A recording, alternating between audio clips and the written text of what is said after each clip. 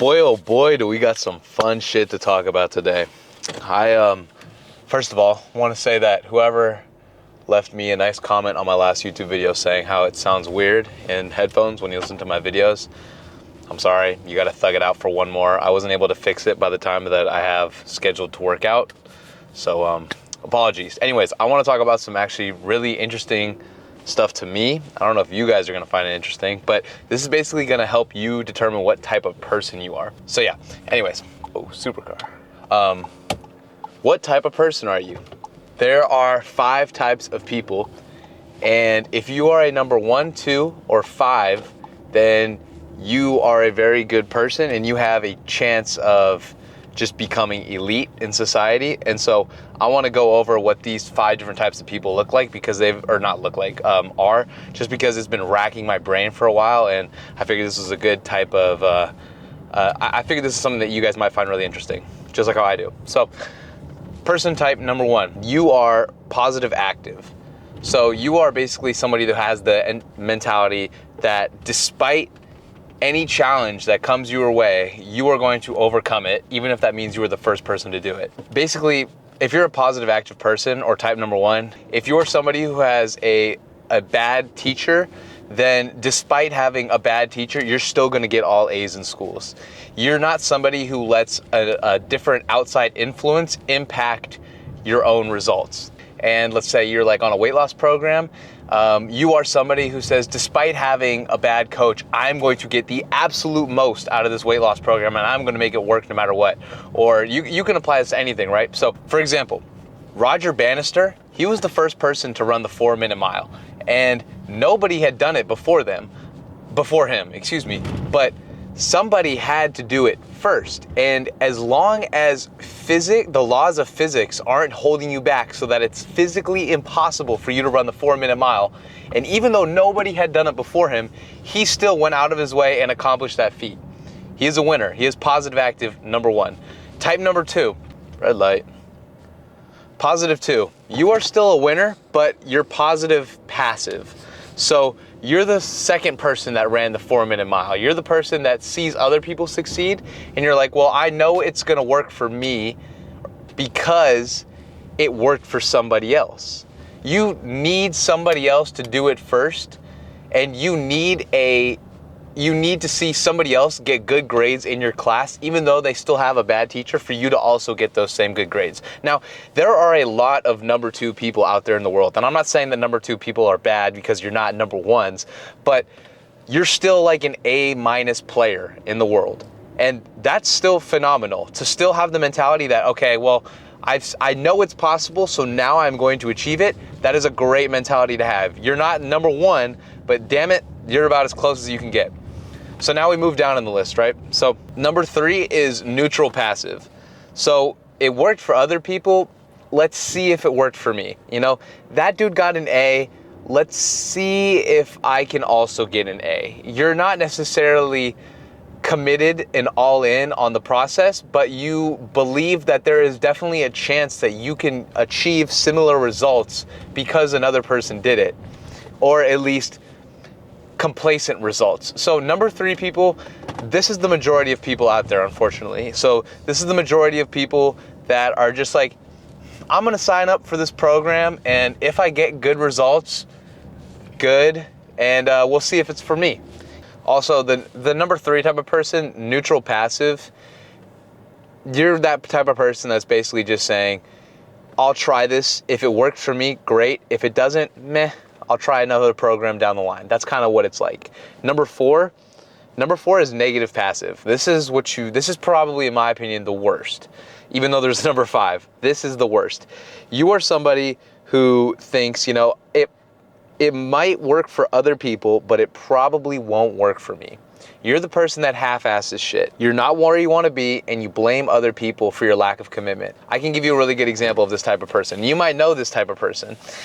And by the way, I'm just explaining this because I find it super interesting, and if one of these resonates with who you are, great, and if one of these resonates with who you want to be, even better. But yeah, number 4, negative passive.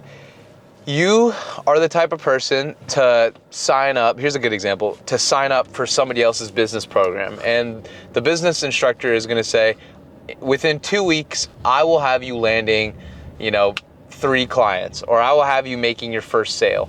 And all you have to do is follow his program. And so if you're somebody who's a number 4 type of person, then you're going into this not having high hopes that it's going to even work. And then not only that, but let's say the program says that you need to do 100 cold calls every single day for 2 weeks, and he can guarantee that you're going to land 3 clients by your second week. You're the type of person to reach out to 100 people, do those 100 cold calls for the first 3 days, but then after you don't get immediate results, then you take 2 days off, and then for the rest of the 2 weeks, you reach out to 75 people every single day. Now, you still did pretty good. You still did, you tried in some way. You didn't follow the program exactly, but then the problem is that you would be the person to reach out to the program instructor and say, hey, guess what? Your program didn't work for me. You're the one who wants to blame others to have somebody else take accountability for your lack of commitment and complacency. This is a very bad way to live. And then the worst part is that you're not going to be happy because you didn't get the results, but then not only on top of that, you're going to be that person that has to prove everybody wrong, saying your program did not work and it did not work on me, so therefore your whole thing is wrong. Okay, you're just going to cut me off. You get a little honk. There we go. My bad. But yeah, so number 4 is the worst type of person. Now you're probably thinking, well, Dirk, you said that there's 5, and you said that 5 wasn't the worst, but if, we're puzzle solving, then it seems like number 5 is going to be the worst. And at first glance, it definitely is. So number 5, tight spot, hold up. Number 5, which is the bottom of the barrel most likely, is negative active. So it's complete opposite of positive active. You are the person that thinks you are the outlier. You are the person that says, I can prove that this works for everybody but me. One second, I gotta get in here. You are the person saying, oh, I have a thyroid problem, or my body is different, and if I eat in a 1,000 calorie deficit, I still won't lose weight because I'm just special. And some of you actually are probably like laughing at me saying that, but there are people out there like that. And that's just a really simple example because I'm a fitness coach. It could really apply to anything. It could apply to like relationships, or like you could say, oh, me and my partner, this is just always how we've been. We've always argued. We are that one couple that counseling doesn't work for us because it just won't ever work. If it's not weight loss or like marriage or relationships, it could be, just trying to find other people. Like another example, oh, I'm the girl that just nobody likes. Nobody likes me because of, how I look, or I'm just different. People don't understand me. And in reality, maybe your personality just really blows, but that's me doing better at not cursing. I definitely wanted to say something else, but your personality maybe blows, and you just believe that it couldn't be that. Or maybe your business is failing, not because your product sucks, your employees have a bad rep, your prices are too high, or your location is horrible, but nobody just wants to buy your stuff. You're that type of person.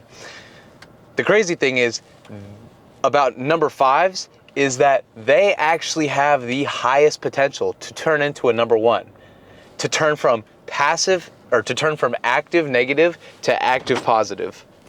This is because they already have the active. They're just trying to prove the wrong thing. They want to prove everybody wrong so bad that they will do everything in their power to not make them right, even if this is at the own cost of their relationships, health, or just having a happier, better life. So the great thing is if you know any number 5 people, all you got to do is push them, and push them really hard, and it might not work for everybody, but it will work for some, that if you push them and just call them a wuss, that's me working on it, or say, you know what, you're right, you're always gonna be a loser, you are the exception, and you will never come out on top.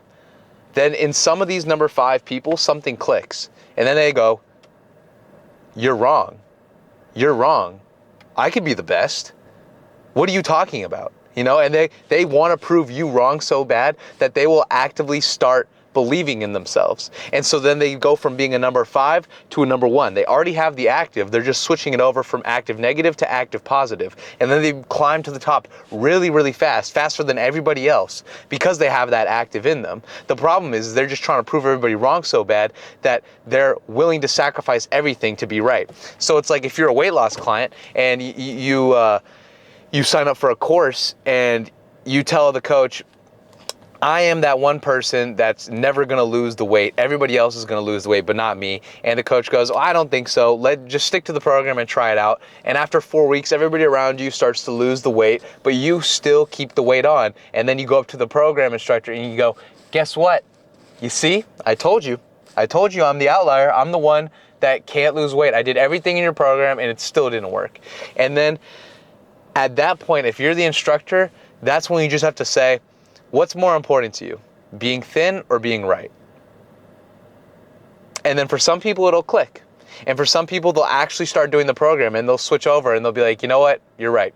Being thin's more important than being right. And they will start doing the frickin' program, and they will, completely bounce back. And these are a lot of the winners out there. These are the David Goggins out there that are complete zeros to heroes. And if you push these people, because I know some of these people, and if you push them, they can become amazing people. You just got to push them. So, and if you are identifying as one of these people right now, like if you think you're a number 5 where you play the victim all the time, well, first of all, if you're a number 5, you're probably sitting there thinking, oh, well, this kid's so entitled. Like, it's not that simple. He doesn't understand my struggles. I have it so hard. You just proved you're number 5. So hopefully this resonates with somebody. We're about to absolutely go destroy chest and shoulders, and I'm going to take y'all with me. A little bit of a rant. I hope y'all enjoyed it. Go out there and be a number 1 or a number 2. If you're a number 4, drop your ass down to a number 5 so you can become a number 1 quicker. I don't know why I just winked. I will see y'all in the gym. We're starting off with dumbbell incline press. This is a little bit weird. Like, first of all, it wobbles, so it's going to be really fun for my rotator cuff. But then not only that, the degree angle, the 45 is more like a 55 degree angle and the 30 is more like a 40. It's weird.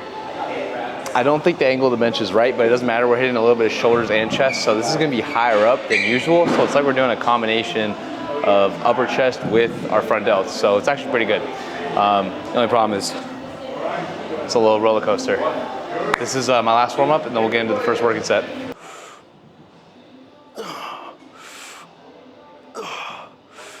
Damn, this shit is so shaky. No pump yet, but it's really hot in here. Something must be wrong with the AC, so we're taking this off early. No pump, don't judge. If you want to start looking a little bit bigger, highly recommend going to squidhouse.com and copying one of these new compression tees. It won't make you bigger, but it damn well help make you look bigger.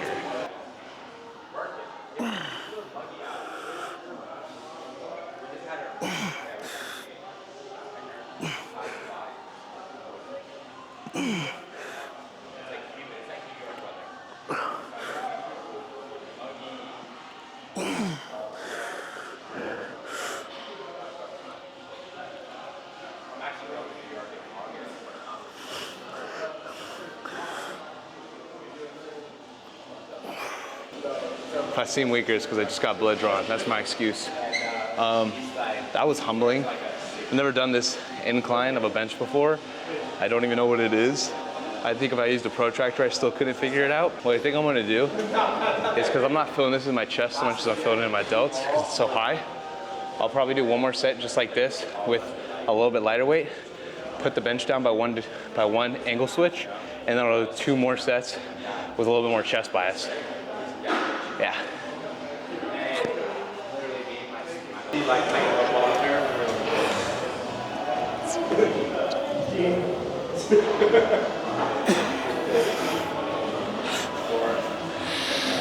This angle is so weird.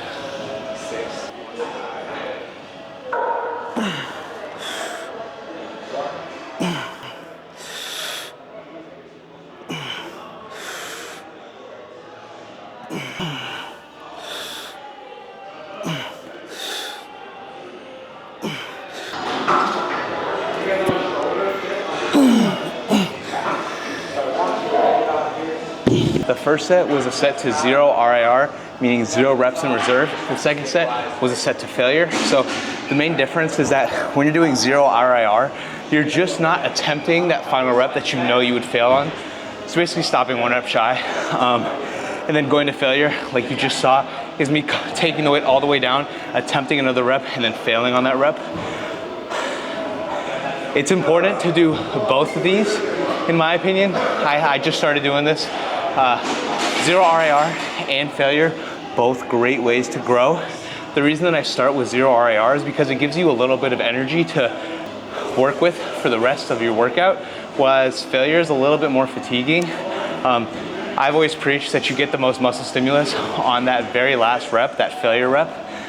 So you're probably getting a little bit more work when you do the failure sets, but you're gonna be able to have higher energy throughout the total workout, which in my opinion is very beneficial. So incorporating both of these, especially RIR, 0 RIR at the beginning of exercises, can be very beneficial.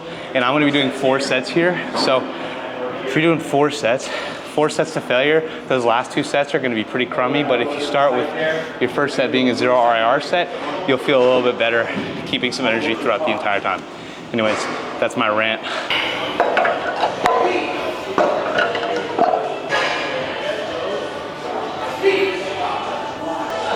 Why are you doing 2 incline movements back to back, Dark? Isn't that kind of redundant? Well, first of all, shut up. Second of all, this actually hits my chest in a different part than the other movement does, just because the pressing angle is slightly different. The other one's kind of just like linear, straight up and down. This one comes more of like a swing upwards. Also, the tension gets a lot harder at the end, which is interesting, and usually better for a push day, but the machine that I really wanted to do is taken, so this is totally fine. We're gonna do some more intensity with this than the other one. So although those were 0 RIR and to failure, we're still gonna take these to failure, but we're only gonna do 2 sets and we're gonna go past failure for both sets. So first set is gonna be completely to failure, and then I'm gonna do partials on top of it, but I'm not just gonna go straight into partials. I'm gonna let the weight fully drop, rest, and then do a partial, rest, and then do a partial. I'll show you what that looks like shortly. And then the second set, we're gonna do a drop set. So let's get into it.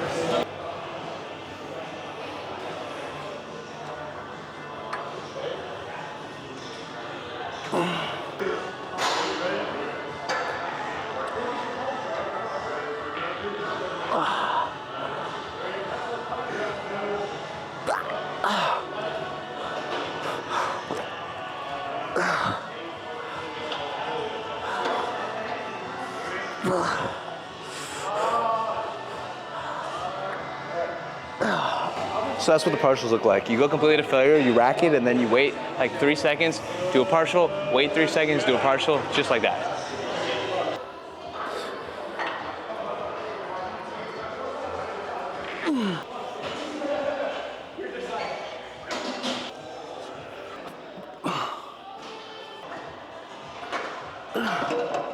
Two sets here, next exercise. All right, we're gonna do high to low flies. Keep your chest up, use a split stance. Use a split stance, and then, shit, what was I saying? Oh yeah, just keep your chest up, use a split stance, take 1 step out from the machine, and then when you do the actual exercise, you wanna do it not just straight up and down, but I prefer using like a little bit of a cupping motion. So instead of just coming up and down, like you're doing a dip with the cables, instead what you wanna do is like an ice cream scoop, where you come like that, and then through together. I just feel a full total chest contraction when I do that, and something that I prefer. Try it out, maybe you'll like it.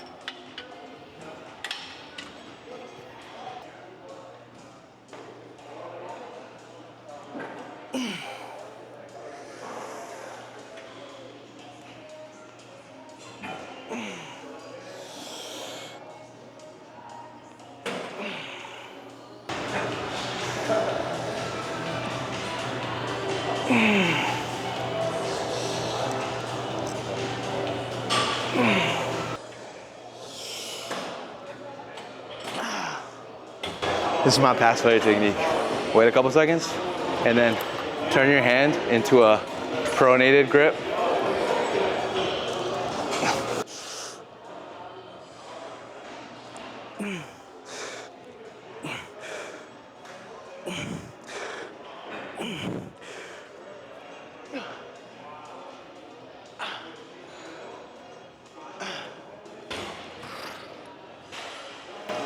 those sets. And then we'll move on to shoulders. These superhero tees, or I mean, they're not actually called superhero tees. I just call them that because they remind me of Young LA's, but better because they're loose at the bottom. So if you're going through a bulk, you won't look fat as shit. Are probably my favorite item. I don't know if I'm doing a good job showing them off right now because I'm sitting down, but they really contour your chest. You see that little like stretch line that you get right here? It just makes your chest look a lot bigger than it actually is. Anyways, enough promoting. I wanted to start with side delts because that is the part of my shoulder that's probably lacking the most, but all of the dumbbells are in the dumbbell section are getting taken. So we're gonna start off with the shoulder press variation. This one's great because it doesn't come up and forward, it comes up and back. If you ever see a shoulder press machine like these, hold on to it with your dear life. These are really good. And if you can find one that goes up and back and slightly closer at the top, you found your gym. Anyways. We'll do only 2 sets here because my front delts are already pretty fatigued. And we're just gonna go probably 0 RAR, so not to failure, so I can save a little bit of energy for when we do lateral raises. 2 sets here.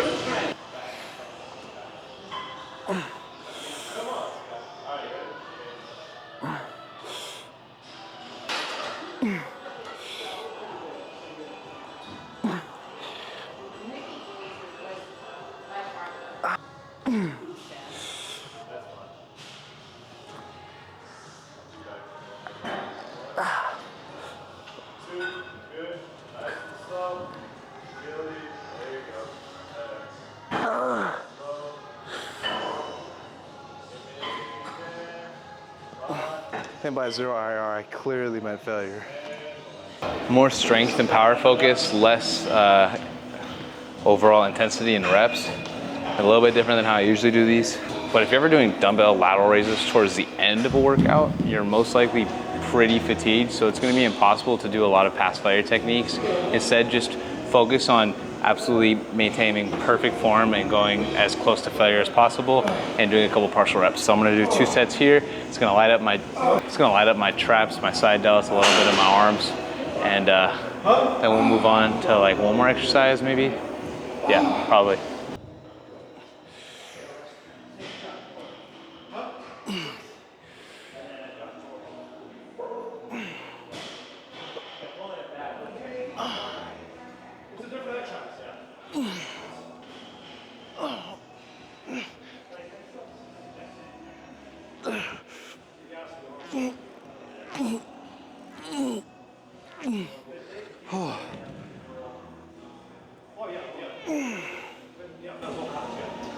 I'm fat as shit, like 218 pounds, fasted morning weight. We getting up there. Whew. All right, we're gonna set here, and then we'll see where we end up. I have no clue. All right, last exercise, we're doing 2 sets. Cable lateral raises. Oh my gosh, my brain is fried. I've got so much blood to it. Long workout, shoulders and chest, always a big day. Big muscle groups, favorite muscle groups, great day. Great day to have a great day. Little advanced tip with these, don't put the cables all the way down. Put them like at a smidge downward angle. Mine are like at a 30-degree downward angle. It's gonna help you line up your side delt better. I feel like when the tension is coming more from the side, you're gonna get more side delt than when the tension's coming more from the bottom. So, yeah. Can you tell that I'm tired? Oh my God. All right, 2 sets here. Let's do this.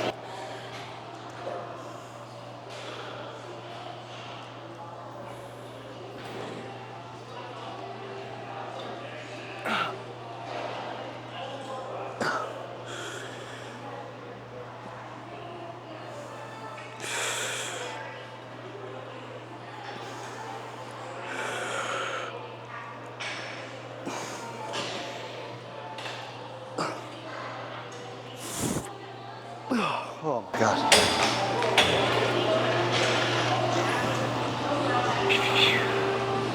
We're bringing back finger guns. All right, that was the workout. I hope y'all enjoyed. Drop a like if you want to see more of this content. If you don't, still drop a like. It helps me out. Just do it. Nike. Moral of the story, don't be a 4 or a 3, be a 2 or a 1. And if you know anybody that's a 5, make them a 1. I hope you all have a great day. Remember, it's a great day to have a great day. Nothing changes if nothing changes. I will see y'all in the next one.